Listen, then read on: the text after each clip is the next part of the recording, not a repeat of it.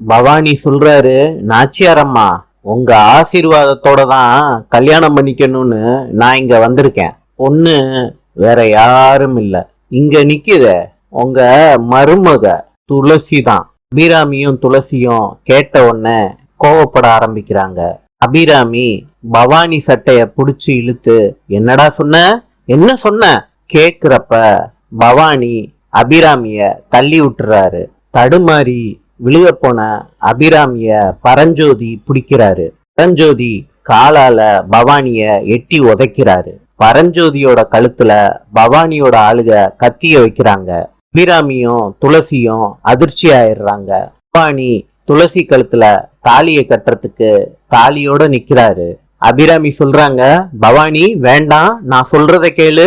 துளசி என் கழுத்துல தாலியை கட்டாதன்னு சொல்லிட்டு பின்பக்கமா நடக்கிறாங்க.